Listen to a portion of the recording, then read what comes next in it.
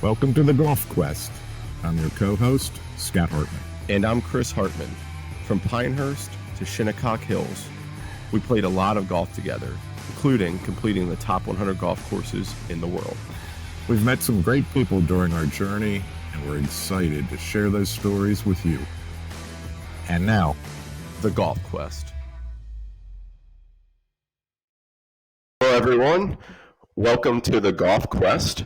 We have our guests today, John K., Jack K., and Jamie Dreese, here with my dad and I, Scott Hartman and Chris Hartman. And we thank you for joining us.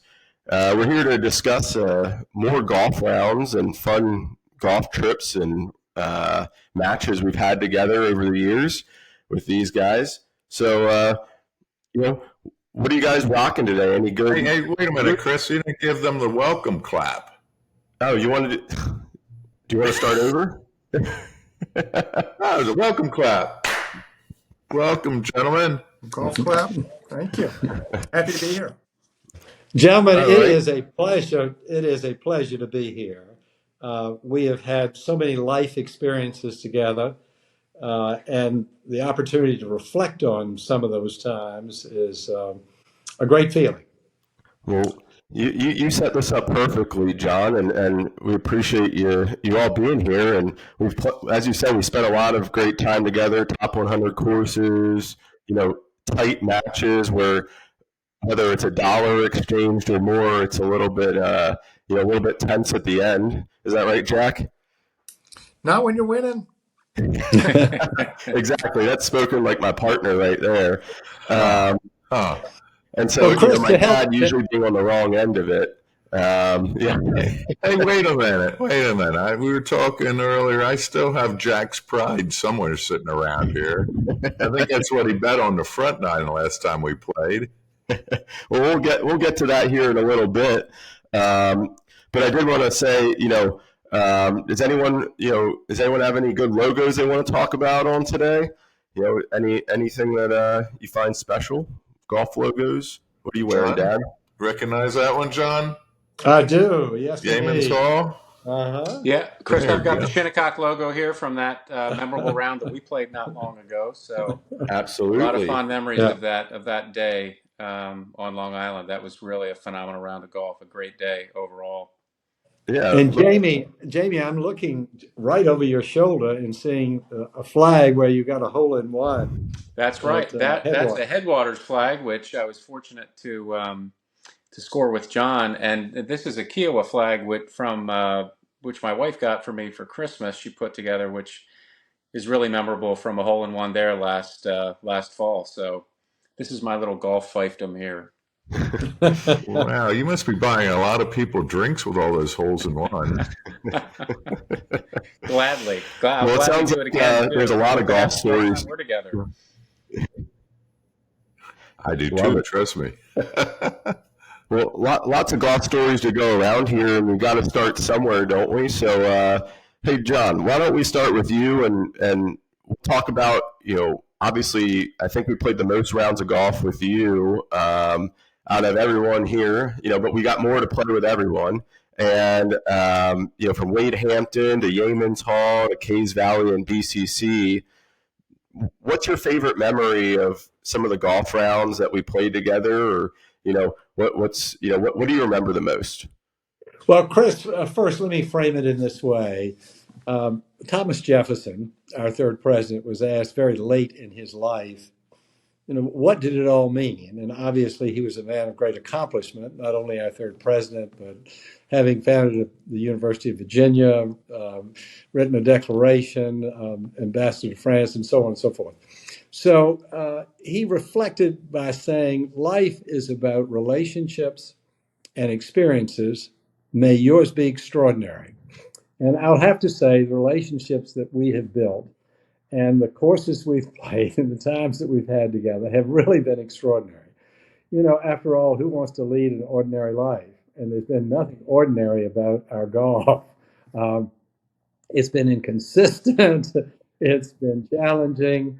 In fact, playing with son Christopher, who's been in and out of this group of us, And on a windy day, while we were both challenged, he looked at me. He said, "Dad, they ought to make convicts play this game." I sentenced you to 36 holes of golf or whatever.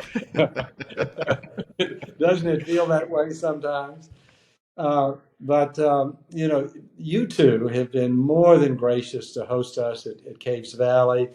The times at BCC are so unforgettable.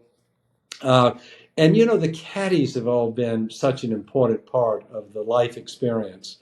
The banter that goes on, particularly with you, Scott, and I have, I'm just, our life has been really enriched by the caddies. We've obviously had some fabulous food and wine along the way. There's no question about that. So it's been an indulgent experience that all I can say is, may it continue, please. I sure hope so. Couldn't say it better myself, John. That's a great way to start here. Like I said, we played some really great spots. Caves has been special. We have had some fun rounds there with some, wine afterwards, but during it, there's a little bit of competition. Usually it's you and me versus my dad and Jamie when we're there, isn't it? I'll have you as a partner anytime, Chris. And one of the memorable times. Whoa, John! What? At your Just so you know, Jack has been angling to take your spot. Just move out of the way, Dad. Well, let's don't leave your home course of York out of the. That was a fabulous experience, and wonderful Donald Ross course. Yeah. I look at it every day and never get tired of looking at it. Well, and one that a lot of people probably don't even know about that I talk about a lot is Headwaters down in North Carolina. There, the par 3 course. Yeah. And it always makes me wonder how so few people know about a course that almost looks like Augusta when you're out there. It's a par 3 course, beautiful flowers and everything. So what can you tell us about the course a little bit more, John, just because obviously you being a member there, you know a lot about it. How did it start? Why is it there? What's it about? Yeah. 25 years ago, the members of Wade Hampton, which, by the way, were founded by a group of people on, as many golf courses are, on the sort of Augusta model, just a very elite private golf course with a couple of hundred members, and that done by Tom Fazio, and Fazio's a member there, and has a house there as well. And a group of the members, after, I guess that dates back some 40 years ago, but after about 15 years, someone suggested, there's a couple of hundred acres of land directly across the road from us. Why don't we build a par 3 golf course? It'll help take pressure off the practice range. We can take our dogs there. We can take our wives there. We can take our children there. And there was a bit of a drumbeat, but then when the budget came in, the club said, "No, we're not going to sign up for that. That would be." So 2 or 3 of the members, including Ken Langone and Scott Probasco, said, "Well, look, we'll do it. We'll just do it." So they organized a small group. The idea was to have 50 members. They're up to 60 members after 25 years, but they just keep it tightly at 60 members. They hired Tom Fazio. And it's as though, gentlemen, someone had a lovely English garden and then they built a par 3 golf course within the garden, because it is, of course, the growing season up there and all the rainy weather that they have. It's the rhododendron, the mountain laurel. Everything just grows and grows and grows. It's beautiful. And there is a fall. The origin of the name Headwaters comes from the fact that right there is the headwaters of the Chattooga River. The Chattooga River flows down through North and South Carolina and into Georgia and forms the Savannah River, which we say forms the Atlantic Ocean. So, but in any case, that's the background, and we must return there this summer. We've had the same golf professional there during all that time, and it's they've stuck with 60 members, and nephrology occasionally allows someone else to join, but Adam Messick, the golf professional, has a great stand of excellence, and it's a special place. Yeah. And you should tell about the Golf Digest article you had written, or you wrote, or they wrote for you. Tell about the premise of that. Thank you, Jack. A little executive summary. So I had a friend. I was playing golf there, and I had my lab with me.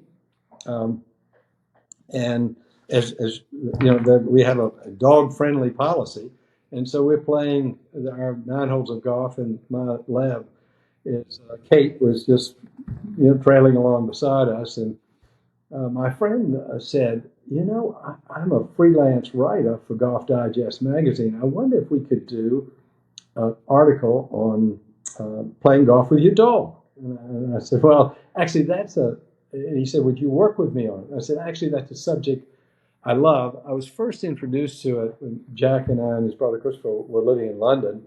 And we went out to Sunningdale as a guest, and we saw people with a Jack Russell, a Basset Hound, a Lambton on the golf course. And it seemed to work rather well. So my friend, Spencer Deering, wrote an article called Dog Day Afternoon. And it was a feature article on Golf Digest has a sort of a sister magazine called, what is it? I don't know whether Golf Digest Light or something. I don't know. But anyway, it was an article, a feature article appeared on playing golf with your dog. That's very cool. We love dogs. I remember one when we played the European Golf Club in Ireland, this dog came out of nowhere and followed us for, 10, 12 holes. And it almost felt like one of your old golfing friends had been resurrected into this dog and was just your partner. Well, Scott, speaking of wildlife, I'm a real birder, and this weekend I played a member guest at a golf course called MacArthur named for the MacArthur dairy. There was a dairy farm, and it's the milk jug, right? And 2 friends of mine, 2 brothers, bought that and hired Tom Fazio and built a fabulous golf course called MacArthur. And they've recently added another 18-hole in the 1,000 acres called Backyard. Well, I was playing Backyard this weekend, and they had sandhill cranes there, these majestic birds flying. They stand about 5 feet tall. So part of the golf experience is the wildlife. And 2 years ago, here at the Everglades Club in Palm Beach, I hit an errant ball over close to the only house. There's only one house that's near the golf course. And I happened to glance over beyond a gated area into this lushly, beautifully planted garden. And there stood a full-grown coyote. We were able to get photographs of it. And of course, the club sent trappers out to try to find it. They never did find it. But you never know when you're playing golf. I've seen an otter on the course. I've seen foxes. I've seen lots of bird life. And frankly, you're immersed in nature when you're playing golf, and that's thankfully. And you can let an expletive fly if you need to. And so that's one of the beauties of golf. It absolutely is. Yeah. Well, I was going to say, Dad, do you remember when we were at Caves and you had a dog pick your ball up and run off with it? I do. One of the people that lives on the course, his dog came running down, and all I heard from my caddy was, "Watch out!" And the next thing I know, this dog flies by me, grabs my ball, picks it up, and takes off.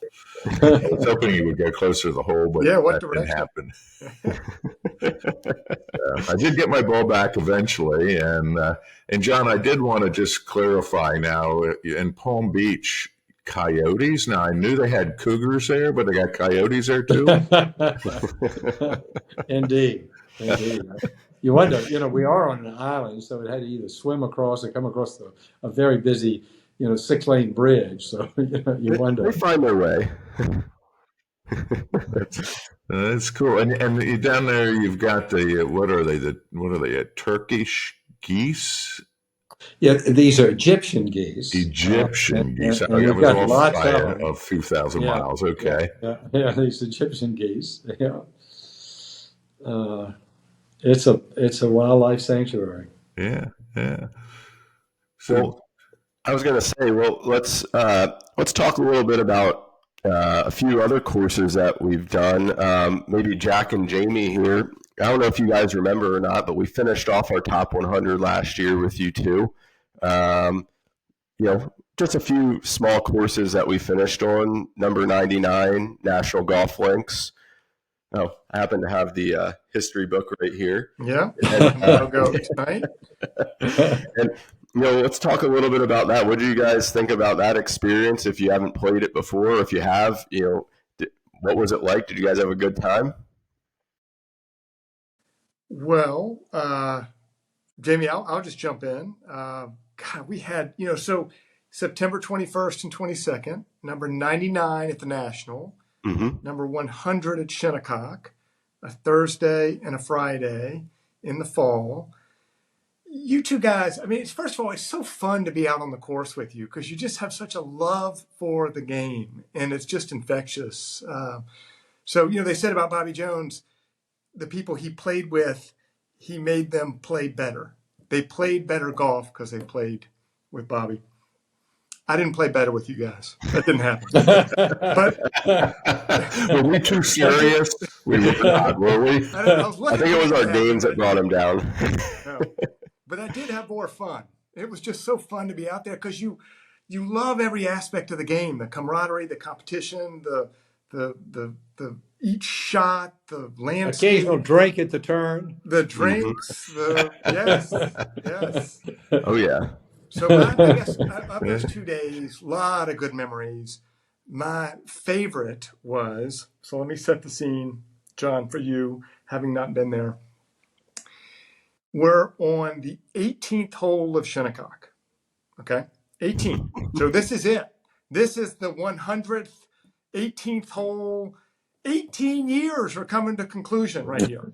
It is a beautiful day. Of course, we're coming up to the clubhouse. There's a big gallery of people having lunch, and it's Shinnecock on a Friday afternoon. Behind us is President Obama and Mayor Bloomberg. So this is setting the scene. So we tee off. We have some pretty good tee shots. We're all in the fairway. Chris is, I think, about 180 yards from the pin. Yeah. And he gets over the ball. This is a big deal. The president's watching. The gallery's watching. He hits the ball really well. Struck it well. The green's elevated. Goes up to the green. Lands on the green. It's a really good shot. It's the wrong green. It's the wrong green. It's the wrong green. It's not the 18th green. It's like the fifth green. Caddy error, Jack. You know that.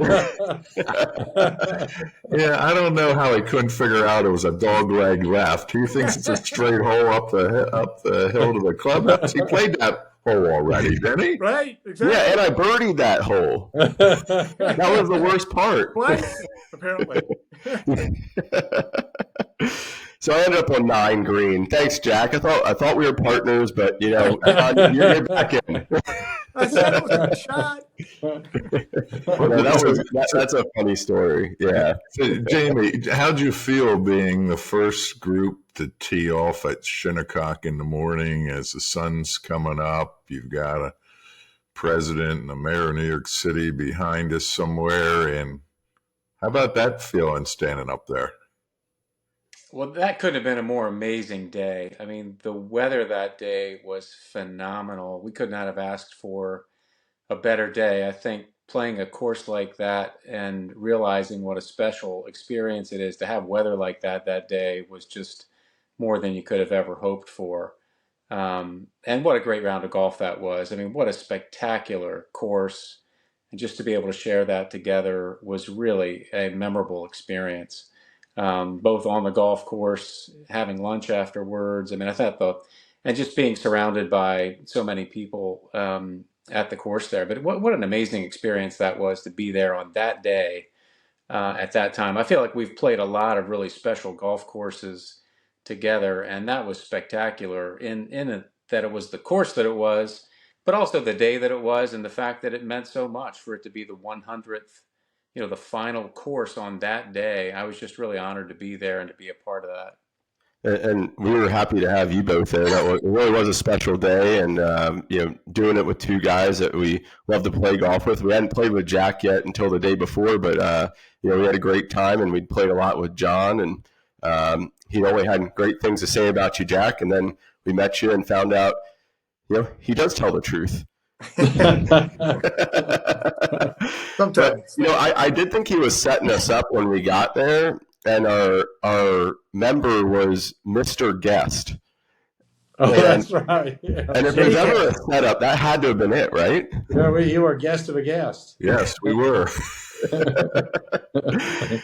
And so that was a funny one for us, too, because we're going, wait, are we just like sneaking onto this course and just trying to get on as Mr. Guest? And how's this going to work? But it all turned out. And like you said, Jamie, it was perfect weather. The greens were rolling, and we had a great time, and our caddies were fantastic. And John, you mentioned how caddies have played such a huge role. We had some really fun caddies, if you guys remember. Oh, for sure. Yeah. And it so enriches the whole golf experience. Yeah, it does. Yeah. And we could look back to the day before, because you can see National from being up on the hill at Shinnecock. So it was like we were replaying, what a great couple of days. The next day it rained sideways, if you remember. They were saying the weather was coming in. So as the Hartman's roll, we got in right before the storms came. And what a fantastic finish. And Jamie, since you were my golf partner, and I don't think we lost to them. I think we tied them perhaps. But, Chris did remind me the other day, do you know what I shot that day on the last course, the top 100 course, what I shot? John, you want to take a guess? I would say you shot a 79. Oh, you are such a good friend, John. You were That's what Jack, 9, John? Jack, do you want to chime in here? You probably remember what I shot. I think it was mid 80s, 86, 84. Oh, you're all so kind. Chris, if Chris was reminding me, you ought to know it wasn't that great of a score. I literally shot 100 on the 100. You did? I didn't remember that. You can't write this stuff, right? You just can't write these things. Look at a scorecard, it's 100. Oh, crap. Yeah. After shooting around like that, I turned to my playing partner and said, it's not that I'm not capable of playing better golf than this. It's just that I never have. I need more of your quotes, John. I really do. You send me some every day. Well, if you want to go back to National for a minute too, I don't know how much you guys remember of that course, but I haven't seen some crazier greens than we played there. That's the thing that still gets me, is that I thought that it wasn't super difficult off the tee, but going into the greens, especially on the back nine, if you remember, like some of them were just pretty wild. And it was like you'd hit it 5 feet short of the pin and suck it off the front like 30 feet. Yeah.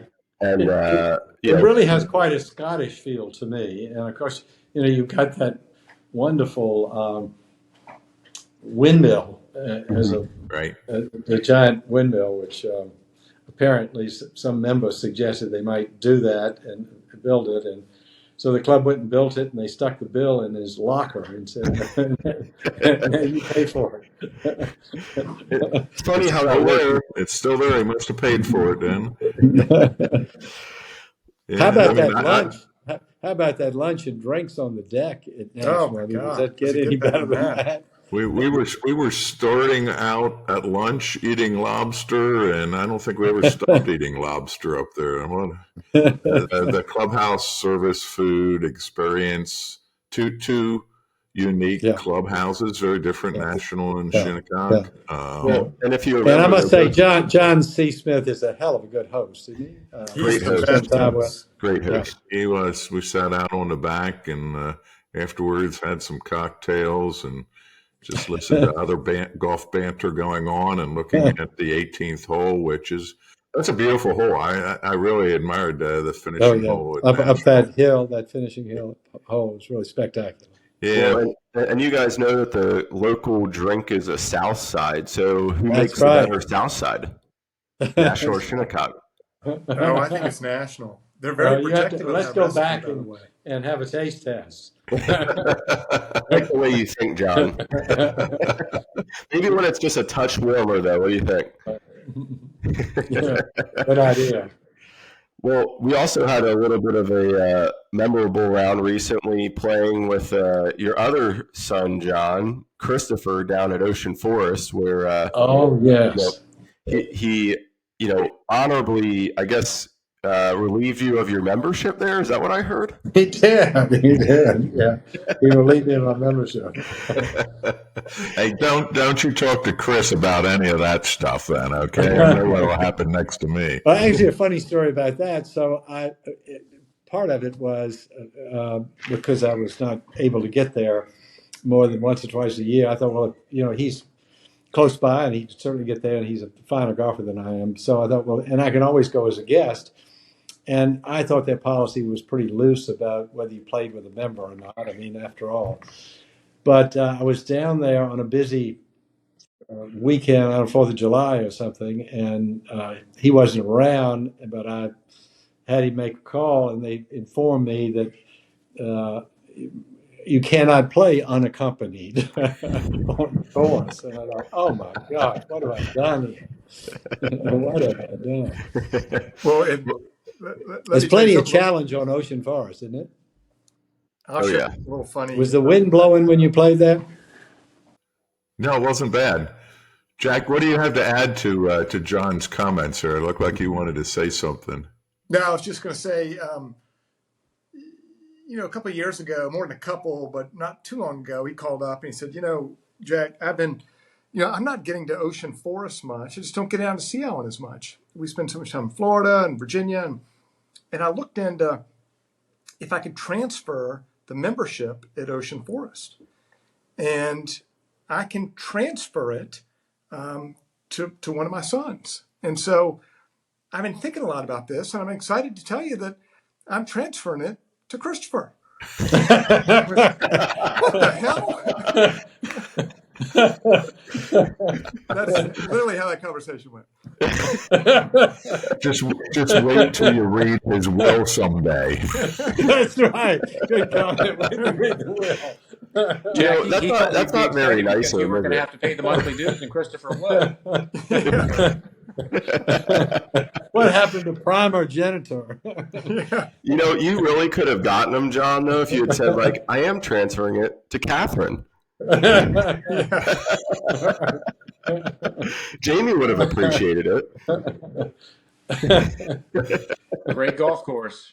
It is a great golf course, and we had a fun match there with Christopher. And since he's not on here, we can say whatever we want about him. So no, he was a great host there, and we enjoyed getting to meet him and play with him. He was my dad's partner. Jack and I teamed up again. In the front nine, we made them feel good about themselves when we were playing for pride. Allowed them to, win by a couple holes or whatever it was, and it really didn't matter that much. And then should we play for some money on the back nine? Yeah, sure, let's play for some money on the back nine. And you remember how that went, Jack, don't you? I do. And I don't think you would get. Didn't you guys have to use a press word just to even get close? That means you were losing. Well, it's all called a setup, right? I think it's sort of binary. You either won or you lost. Yeah, what do they say? It doesn't matter whether you win by an inch or a mile, a win is a win. Well, But playing with you guys, we had a great battle, right? And we did end up having to press them. And we had a brief conversation on that. I mean, lots of money on the line, really, potential emptying of the wallet there, right, Jack? hundreds of cents. To be exact, 100 cents. 100 Yeah. cents. And I do want to remind you, gentlemen, that betting money does not have a home. So I've learned through the years, John. I think you've got some of mine somewhere parked in your one of your homes. But that's what makes it all fun, and we had a great time. Ended up Jack and I won $1 off of those two, which counts as way more than $1. I mean, with the with the way that it matters to us, right? They wouldn't sign them though. I don't know if you asked Jack, but I couldn't get my dad to sign it. Mine's framed. It's actually just out of the screen. I'll take a framed dollar bill back from you. Don't worry. That was a great day, though. And, they had just redone the course. I had not played it. Well, I'd only played 9 since they'd redone it. I'd not played the full 18. And they, lowered the greens a little bit and took up the cart paths and made it more natural. And it's so well done. Really well done. A few of the greens were some pretty wild ones, kind of like National, where I was like, wow, I wouldn't have expected anyone to design them like this. If I remember 9 with I call it a wavy green. John, you would be proud of me there. I pulled out all the different shots to try to beat them, and on the very first hole, I was out in the middle of the fairway, great spot, and then I thinned it a little bit. My second shot that ended up skipping across the water, out of the bunker, onto the green, and I two putt and I got my par. And Isn't that crazy? Yes. Golf guards were looking at it for you. That was my start, and somewhere back on the back when it was getting tight, I had a decent drive on the par 4. My second shot hit this limb that was hanging out in front of me. My third shot, I hit the pin, and it rolled backwards. And my fourth shot, I nailed it for a par again. I saw some faces, some jaws drop again, wondering what was happening. Just so you guys know, I am in the midst of creating the golf card that does have the details of the round on it, so that everyone can keep track of things like this, because I really feel like those shots shouldn't count as much as a normal one. They should count double. It was impressive. Yeah, you know what? You have those good holes and those crazy holes, but they all show up kind of the same way when you count your strokes, put them on the scorecard. Nobody can see what happened in between, right? Well, one that always gets me is when we go play Baltimore Country Club with Jamie and John, and what is it, the 5th or 6th hole where you have to drive, you always tell me, drive it over like this barn that's sitting right there. Yeah, right. Yeah. And it might be the hardest shot to visualize I think I've ever had, because you really can't see anything behind it. And there's a lot of trust that goes into hitting that shot because I could see some windows getting broken. That barn's been hit before. The 6th hole, fittingly named the barn hole. And you're right. It's probably from the tee box, maybe a 225 carry or 230 carry over the tree on the corner, but you have the ability to go left of that, and obviously there's a huge risk reward of doing that. But if you pull it off, there's certainly a tremendous reward from it. But it's a lot of fun. I mean, I think it's shots like that make courses so much fun, that just make you think differently and make you consider taking a different path and heaping the rewards from it. But it's fun. It's fun to play with guys that can hit the ball like that that can bring that shot into play some. And Chris, you certainly can do that. I bring a lot of stuff into play. Fun tee shot. Well, you guys aren't going to believe this, but I just got a new driver, and it added 15 yards of carry to my drives. So Is it an XIO? Is that no, it's a PXG. It's well? PXG Now Black I'm Ops. always Is it looking legal for an is the unfair question. advantage. So, Hey, listen, we're not, this isn't, there's no drug testing or testing of clubs here, all right? Legal is, there's no lawyers on the call, so we'll leave it at that. But yeah, it is, it is supposed to be legal, and it was pretty interesting trying it out. So the technology keeps advancing, doesn't it? John, It is I'm funny with how, you. despite I how like far this. you hit it off the tee, it still comes down to making a putt. I mean, it always ends with a putt, it seems like, which I guess is the great equalizer for those of us that can't do that. But that's what keeps guys like Scott and me in the game, and gives us a chance to win in the end. Hey, we try to give you a little bit of chance every now and then, right, John? absolutely. And Jack and I too. We every now and then we kind of back it down a couple gears, but we know how to turn it on when it matters. So we'll have to get some more matches going here in the near future. But before we sign off, because of knowing John for a long time and his love for history, I figured I'd end you guys with a trivia question that's based on a little history here. So, do you know what the oldest golf course in America is that we played on our top 100 golf list? And do you know how many holes it originally had? Well, I do know that golf was first played in America at the Savannah Golf Club, 1794. And there are other courses that Charleston would claim it, and so were others. But I don't know what oldest in America. Anyone have a guess? No? No Tell us. guesses. Not a good one. So it was Shinnecock, Oh, really? Oh, gosh. really? and it was built in 1891. It's the oldest one on our list of top 100 courses. Okay. Yep. And top 100. it had 12 holes when it started. Wow. And it also has the oldest clubhouse in America. I love that clubhouse. That's spectacular. Clubhouse. Yeah. Special place. And one other thing that's a pretty fun fact that I feel like you appreciate, it's the first country club or first club to admit women as members. So there you go.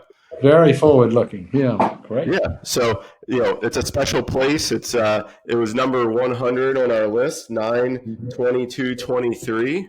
Right. Yep. We had a great time there, and we've had a great time with all of you at some really fantastic golf courses. And it really, as much as it's about, playing the golf courses, it's spending time with you all and spending time with my dad, because it's just it's a fantastic time that we enjoy it. We enjoy the camaraderie. We enjoy a little bit of trash talk. I always know that John at some point is going to say that pressure is a privilege when we're over a putt or something like that. And, he's absolutely right in that regard. That pressure is a privilege. And who was that, Billie Jean King that said that too? That's right. A tennis player. And so it is something that I'll always remember is playing golf with you guys. And I think we need to do more of it. What do you think? I agree with that. Sign me That's a up. great idea. Yeah, let's do it. The quote I remember, I can't remember, was it Jack or Chris when we were down there at Ocean Forest as well, given that we're Yankees. And I was saying, man, those no-see-ums are coming out. They're all over my arms. And Jack, what's the saying? That's the way we keep the Yankees out of our good space or something. How's that go? That might have been Christopher who said that. I thought they called those That's the why he's Yankee not on this inhibitors, podcast. Scott. The Yankee inhibitors. Oh, The yeah. Yankee Those no-see-ums inhibitors. are called Yankee inhibitors, they used to always tell us. The crazy stuff you remember and the fun times. But again, we do this with the families, the dinners, the brothers, sisters, parents. It's a family golf experience. And John, you and your family have been fabulous friends through the years on golf courses and at the dinner table and also at the bars. So let's keep this going. Well, gentlemen, we highly value the long-term friendship for sure.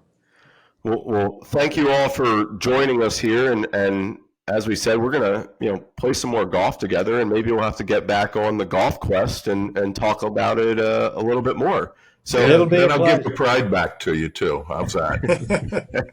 So with that, I'll say, thank you again for joining us, John, Jack, and Jamie, and it was great talking with you. And until next time, this is the Golf Quest. So golf clap out. Thank you, guys. Thanks for listening. If you enjoyed this episode, please leave a review on your favorite podcast platform. We'll see you next time on The Golf Quest.